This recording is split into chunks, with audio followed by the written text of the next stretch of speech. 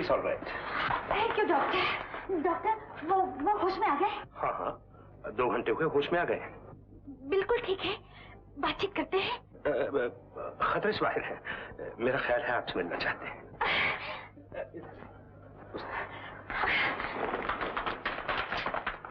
जरा ठहरिए। Yes doctor. Miss Kamla Devi, पहले मैं आपसे एक जरूरी बात कहना चाहता हूँ, ताकि अंदर जाकर आपको ज्यादा शॉक न लगे। जी। यूं तो वो ठीक है, बाएं हाथ पे एक मामूली सा फ्रैक्चर है, वो भी जल्दी ठीक हो जाएगा, लेकिन गाड़ी को उलट जाने से उनके सर पे कोई ऐसी चोट आई है कि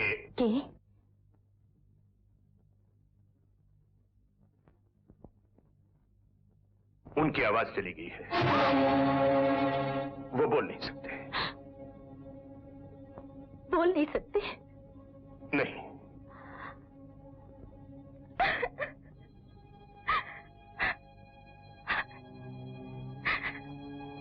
आप हिम्मत से काम लीजिए, हम पूरी कोशिश कर रहे हैं। मैंने बड़े बड़े ब्रेन स्पेशलिस्ट की एक मीटिंग बुलाई है और शायद उनके ब्रेन का ऑपरेशन करके उन्हें ठीक कर दें। जानकी।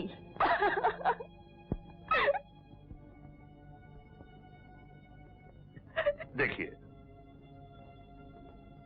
अंदर वही जा सकता है जो हिम्मत से मुस्कुरा सके और मरीज को धीरज दे सके। अच्छी बात है डॉक्टर, मैं जाऊंगी।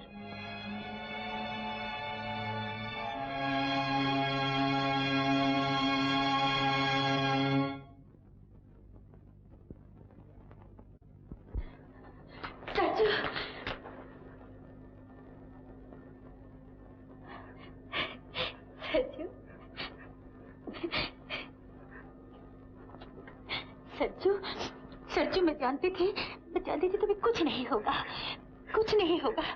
जानते हो, मैं सारी रात बाहर बैठकर भगवान जी से तुम्हारे लिए प्रार्थना कर रही थी, और देखो भगवान ने तुम्हारी जिंदगी मेरी झोली में डाल दी।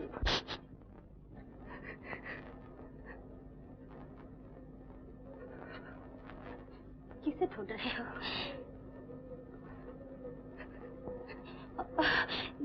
जानकी, मैं उसे अभी बुलाती हूँ, अभी बुलाती हूँ।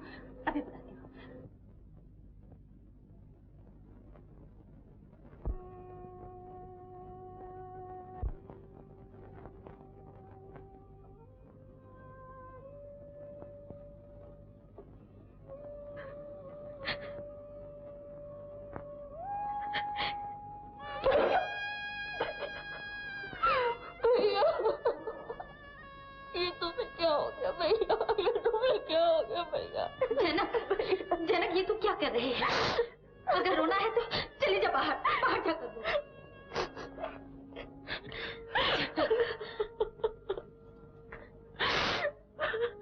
आओ बाबा।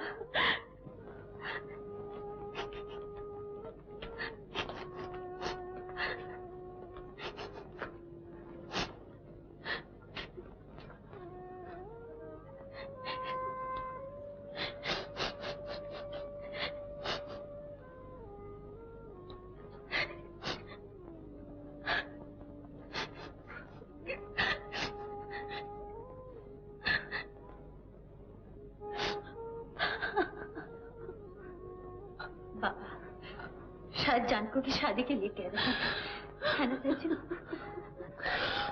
बिल्कुल फिक्र मत करो बेटा, बिल्कुल फिक्र मत करो। जैसे कमला वैसे ही जानकी, तुम फिक्र न करो, शादी आज ही हो, आज ही हो।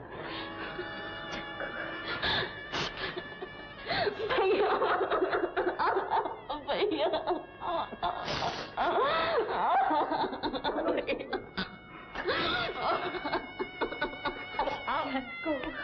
ओम स्वस्ति न इंद्रो बृहस्पतिर्वाः स्वस्ति न पूषा विश्ववेदाः स्वस्ति नस्तारिषो अरिष्टनेमिः स्वस्ति नो बृहस्पतिर्दधातु ओम बृहस्पतिर्वाः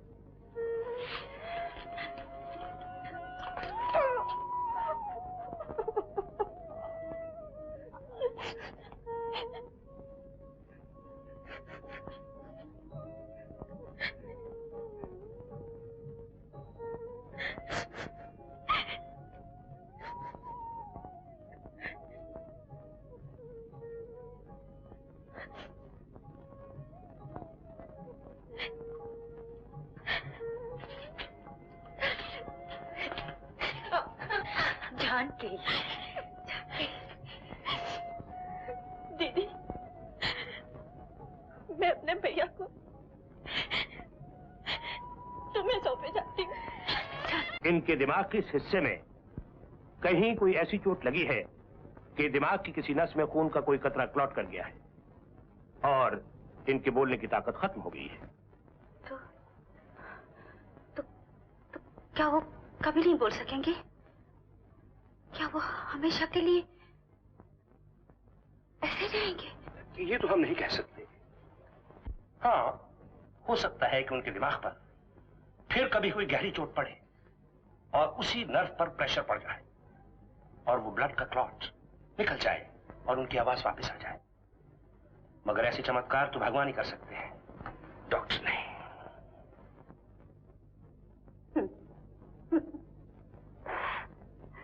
अगर भगवान को ही ठीक करना होता तो उनकी आवाज ही क्यों जाती है? डॉक्टर, डॉक्टर, मुझे झूठी तसल्ली क्यों देते हो? डॉक्टर, मुझे झूठी तसल्ली क्यों देते हो? सूरज कुमार के ठीक होने का कोई चांस नहीं। उसकी जगह आप सलीम को लेकर ड्रामे की रिहर्सल शुरू कर दीजिए। लेकिन कुंवर साहब, आप समझते हैं कि कमला देवी इस बात को मान जाएंगी? क्यों नहीं मानेंगी? हमने उनसे वादा किया है, सूरज कुमार के ठीक हो जाने पर उसका रोल उसी को दे दिया जाएगा। मुझे मालूम है, डॉक्टरों ने कहा है कि उसकी आवाज अभी कभी नहीं आएगी। मगर मालकन तो उसे कह रही थी कि तुम जल्दी ठीक हो जाओगे। ओ बाबा, मालकन ओदे उत्ते तरस खाके हम खाके उसे अपने घर में रखा हुआ है। तरस खा के नहीं, बड़े प्यार से रखा है। अरे भाई, कभी कोई एक्ट्रेस भी किसी से प्यार कर सकती है क्या? मगर मालकन तो उसे बहुत प्यार करती है। हाँ बाबा, जैसे लोग अपने कुत्तों से प्यार करते हैं, उसी तरह उस बेजुबान को भी पाल रखा है। तरस खा के रखा है, तरस खा के रखा है, तुझे तरस खा के रखा है सरजू, तरस खा के रखा है। लोगों के तरस और रहम पर कब तक रहेगा? चला जा, चला जा यहाँ से।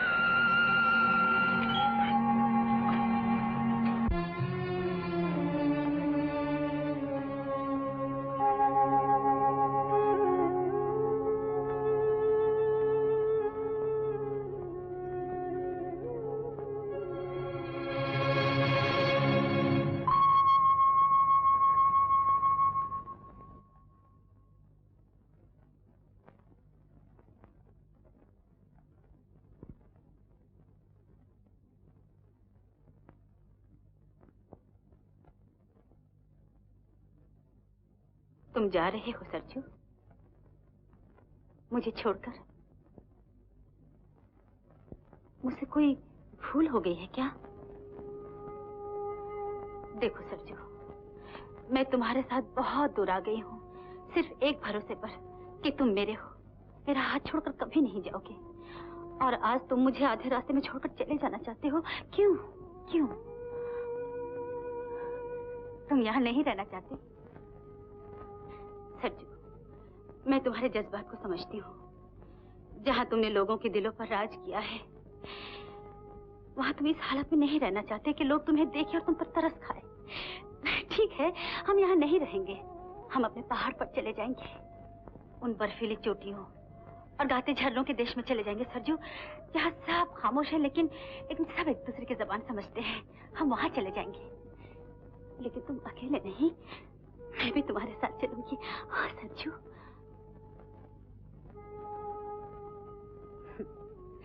तुम सोचते होगे कि मैं ये शान, शौकत, धन, दौलत, ये सब नहीं छोड़ सकती। सरजू, तुमने अभी तक औरत के दिल को नहीं पहचाना। आओ, आओ मेरे साथ, मैं तुम्हें दिखाती हूँ।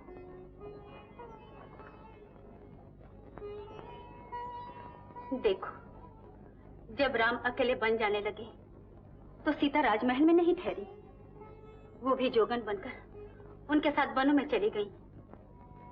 ये होता है औरत का प्यार। सरजू, तुम जहाँ जाओगे मैं भी वहीं जाऊंगी, जहाँ रहोगे वहीं रहूंगी। मेरे मितुआ, मैं तुमसे और कुछ नहीं मांगती, सिर्फ एक वचन मांगती हूँ फिर कभी मुझे अकेली छोड़कर मत जाना।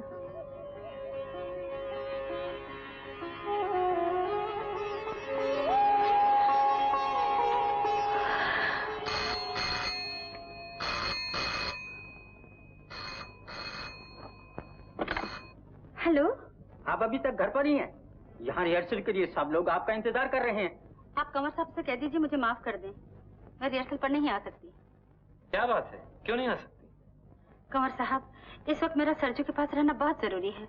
ओहो, उस गूंगे को सेवा की इतनी जरूरत है तो 2-4 खूबसूरत नर्स से भिजवा देता हूँ। जिस काम को एक किराए की नर्स या तुम्हारी आया कर सकती है, उसके लिए इतने बड़े स्टार को परेशान होने की क्या जरूरत है? तुम्हें मालूम है कि परसों हम ड्रामा स्टेज कर रहे हैं। मैं जानती हूँ कंवर साहब, मगर मैं आपसे माफी चाहती हूँ।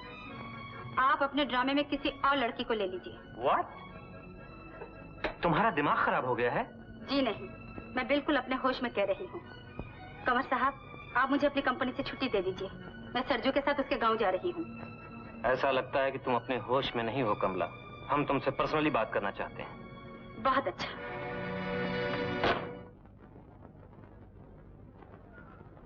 कमल, तुम नहीं जानती तुम क्या कर रही हो। इस पागलपन का अंजाम क्या होगा? कुंवर साहब, मोहब्बत करना पागलों का ही काम है और उनको अंजाम की फिक्र नहीं होती। No Kamal, no, it is not possible. Kamal, हमें मजबूर मत करो कि तुम्हारी मोहब्बत की खातिर हम कोई गलत काम कर बैठे। हम तुम्हारे लिए सब कुछ कर सकते हैं, अपने वसूलों तक को कुर्बान कर सकते हैं, लेकिन तुम्हें बर्बाद होते नहीं देख सकते। इसलिए हमने फैसला किया है कि तुम्हें थिएटर से नहीं जाने देंगे। और मैंने भी फैसला कर लिया है कि अपने सरजू के लिए मुझे थिएटर तो क्या, दुनिया भी छोड़नी पड़े तो छोड़ दूंगी। मगर ये मत भूलो कि हमारी इजाजत के बगैर तुम थिएटर छोड़कर नहीं जा सकती। थिएटर के साथ तुमने एग्रीमेंट साइन किया है। क्या साइन किया है मेरे बाबा जाने। मैं जा रही हूँ।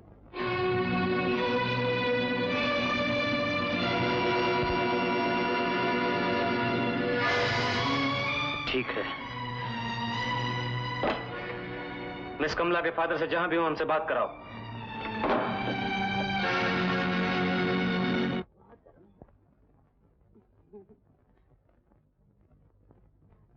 मैं बात में लूंगी।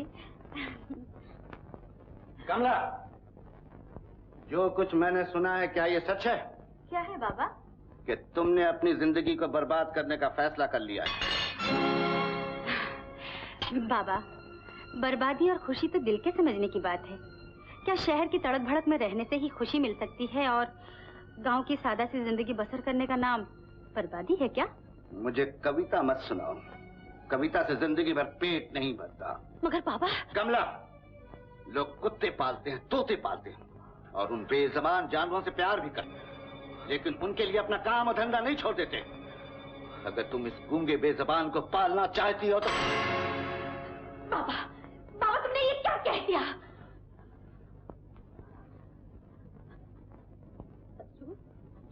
सरजू, सरजू, सरजू बाबा का ये मतलब नहीं था। सरजू बाबा का ये मतलब नहीं था। वो खुद से मैं गलत बात कह गए थे। सरजू, मेरे पापा ऐसे नहीं है। सरजू, मुझसे माफ कर दो सरजू, मेरे खातिर माफ कर दो सरजू, मेरे खातिर माफ कर दो। मैं तो कर दो।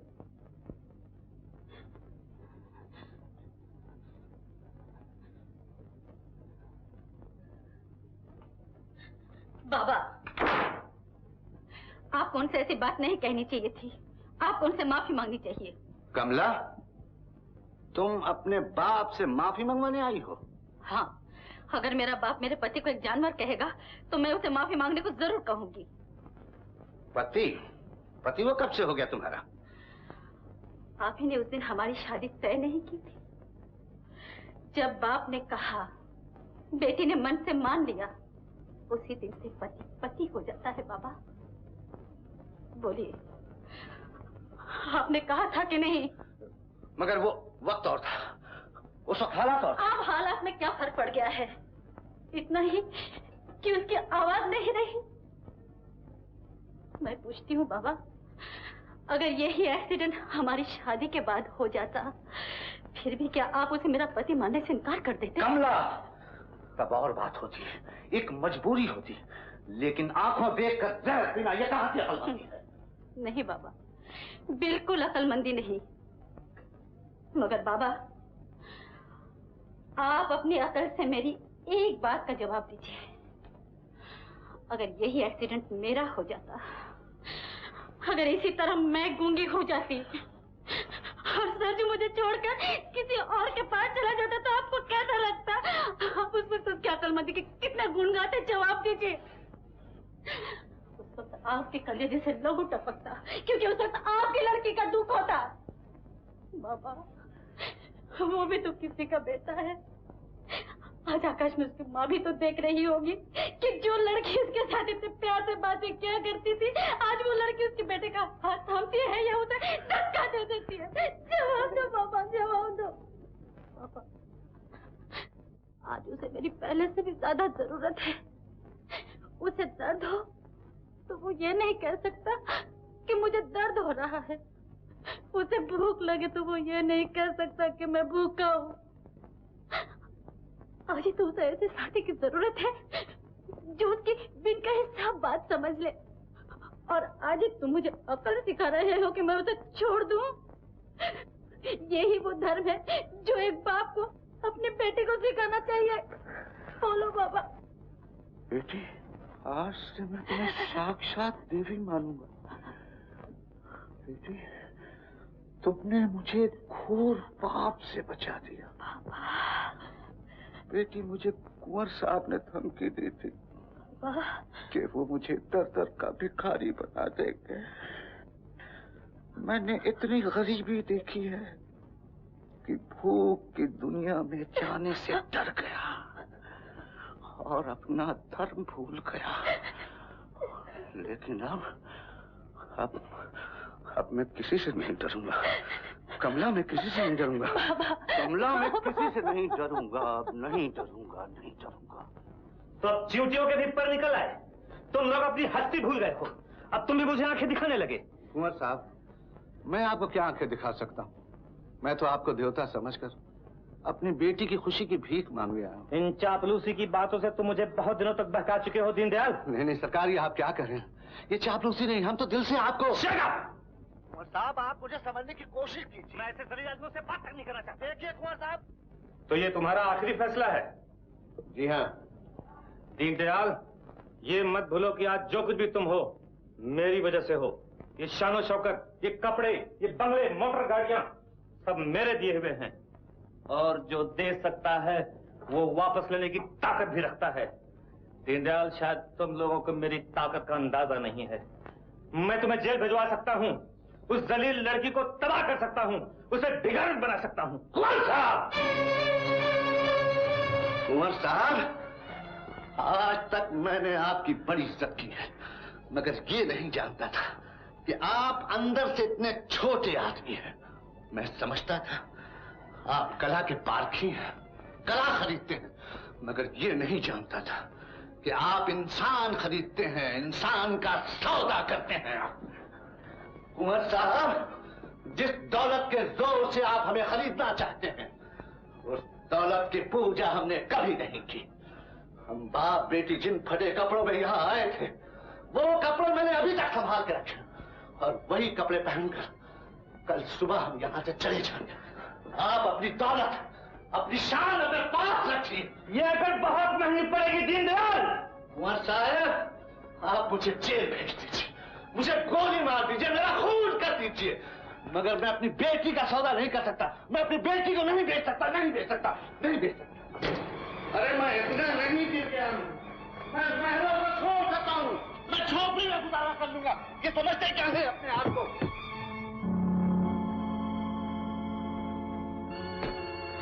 उस नागिन को तो बस मैं कर सकता हूँ, मगर आज उसका बाप भी आस्तीन का सांप निकला। सांप का सर कुचल दिया जाए बॉस, सांप भी मर जाएगा और लाठी भी नहीं टूटेगी।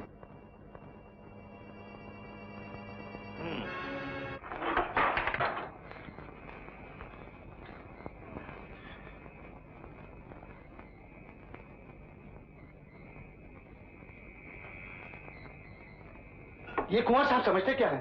मैं क्या इन सब चीजों का भूखा हूं? सरजू बेटा, तू चिंता न कर। अच्छा हुआ जाते हुए इनसे मेरा मुंह टूट गया, बहुत अच्छा हुआ।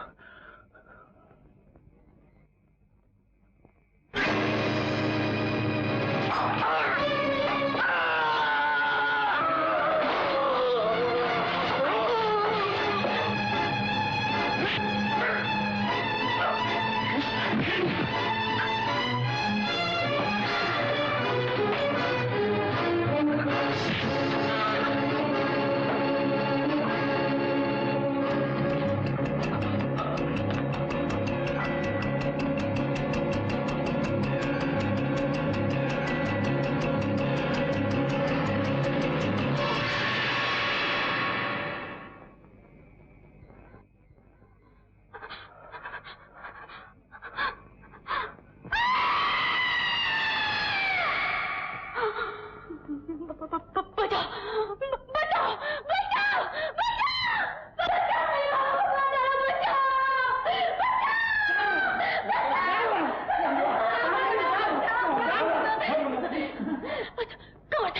कमर साहब देखिए, सरजू ने मेरे पापा को मार डाला। देखिए क्या किया कमीने, खूनी, तेरी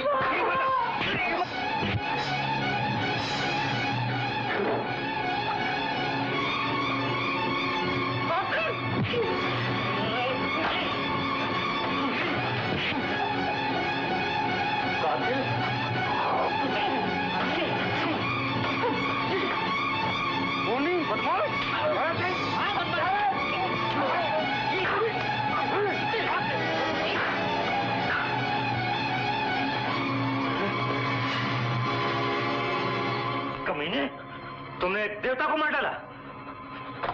देखते क्या हो, इस बदमाश के हाथ बांध लो। तुम मुझे भी मार डाल, मुझे भी मार डाल जालिम, मुझे भी मार डाल। तेरे खून की प्यास नहीं बुझी तो मेरे सीने में भी उतार दे छुरी को, मुझे मार डाल मुझे। जब मेरे बाबा को मार डाला तो मुझे जिंदा क्यों छोड़ा? बोल जालिम, मुझे मार डाल। कमला, इस पत्थर पर सर पटकने से कोई फायदा नहीं। मैंने तुमसे पहले ही कहा था कि आदमी इस बार के काबिल नहीं है। अब इसकी सजा है फांसी। फांसी। मैं भी पुलिस को फोन करता हूँ। फांसी नहीं। पुलिस, मैं कुंवर शमशेर सिंह बोल रहा हूँ। नहीं कमर साहब, नहीं। देखिए, हमारे यहाँ खून हो गया। नहीं कमर साहब। Hello hello hello. मैं अपने हाथों से फांसी नहीं चढ़ा सकती, मुझसे ये नहीं होगा। कमला, तुम हर बार बेवकूफी करती हो। ये पागलपन मत करो।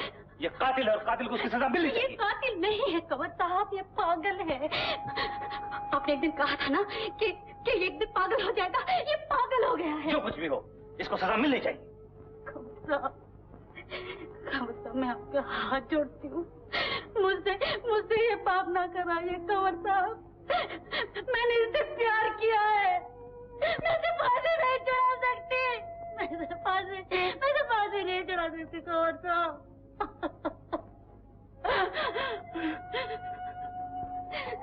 सरजू,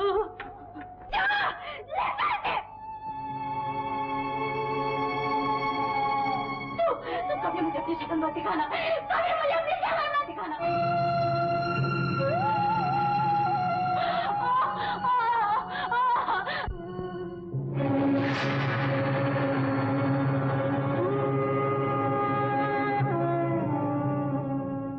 सुखिया, मोटर में सामान रख दिया? जी मालिक।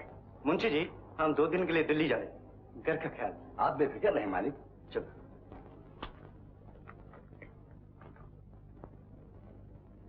तो आपको किसी पर शक नहीं?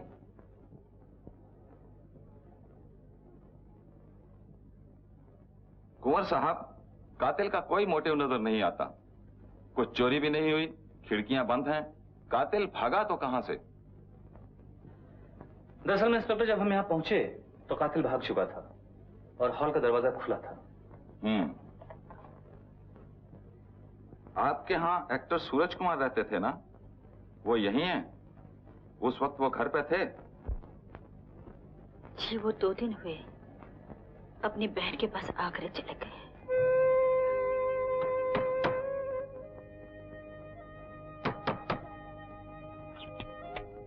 कौन है? क्या चाहिए? अरे कहाँ घुसे जा रहे हो? भीख मांगना है तो कहीं और जाओ। हाँ, साहब को पूछ रहे हो? साहब और मेम साहब दोनों दिल्ली गए हैं, यहाँ कोई नहीं है। अरे क्या देख रहे हैं? चलो चलो। अरे क्या देख रहे हो? बाहर निकलो, चलो बाहर निकलो। सुखिया, कौन था? अजी, मुंशी जी कोई भीख मांगने वाला था। मुझे तो इसकी सूरत बीबी जी की भाई की जैसी मालूम हो रही है। बीबी जी का भाई? हाँ। और इस फटीचर हालत में? अरे मुंशी जी, अपना चश्मा बदलवाओ, वो तो बहुत बड़ा एक्टर है।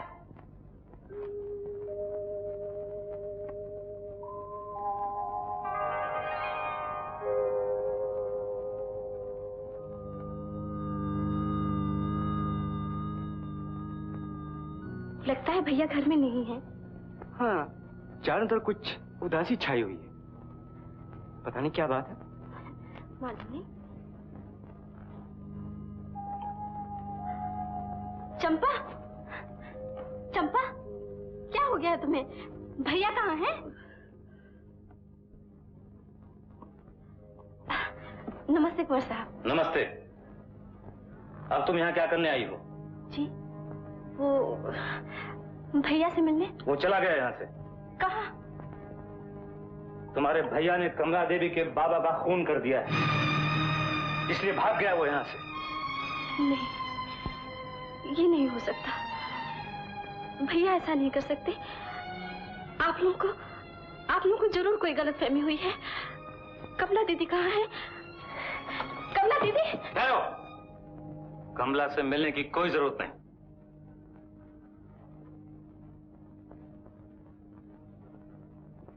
राम सिंह,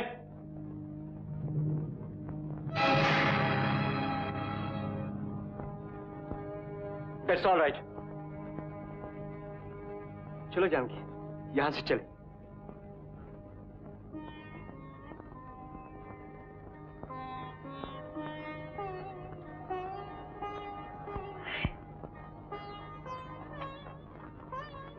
कौन था? जानकी आई थी। जानकी? कहाँ गई वो? ऊपर क्यों नहीं आई? हमने उसे निकाल दिया। एक कातिल की बहन का इस घर में कोई काम नहीं।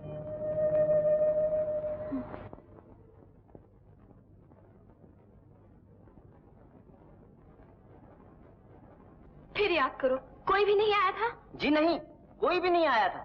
सिर्फ एक मांगने वाला गूंगा आया था। गूंगा? जी हाँ, कुछ इशारों से बातें करता था। मैंने फकीर समझकर बाहर निकाल दिया। फकीर समझ के घर से निकाल दिया? वो जरूर भैया होंगे, जरूर भैया होंगे।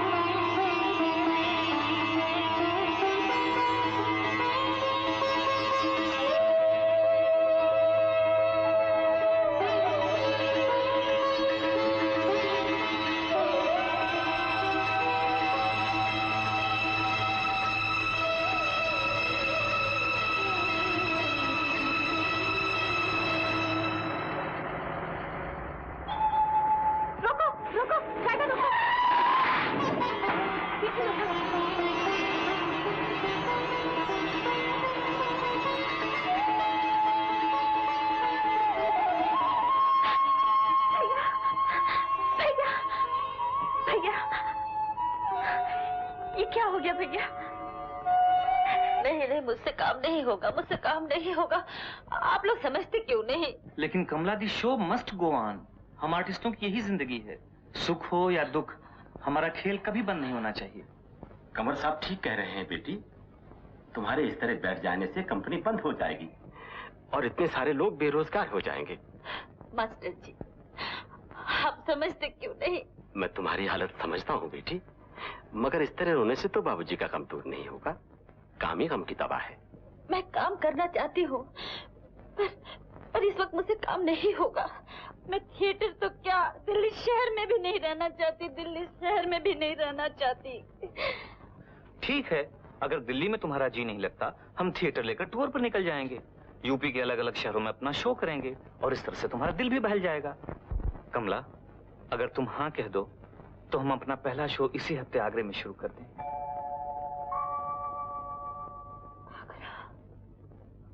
हाँ हाँ कह दो बेटी, हाँ कह दो, हाँ कह दो।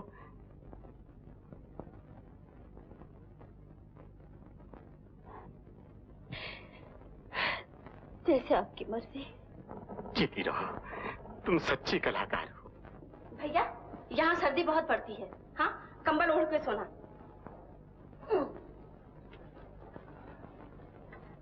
ले जाओ। सब दूध पीना। हाँ?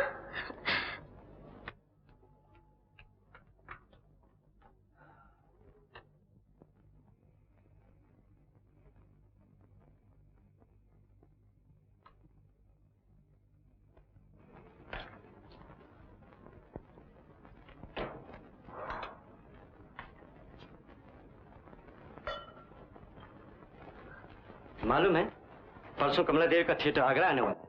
हाँ मालूम है। एक बात कहूं? कहिए। भाई साहब का यहाँ ठहरना ठीक नहीं है। क्या? खूनी आखिर खूनी, पुलिस को पता चल गया तो? मगर भैया खूनी नहीं है, उन्होंने मुझे यकीन दिलाया है कि खून उन्होंने नहीं किया। तो फिर किसने किया? यही तो वो समझा नहीं सकते, कुछ कहते हैं मगर समझ में नहीं आता। जब तुम नहीं समझ सकती तो अदालत या पुलिस कैसे समझे?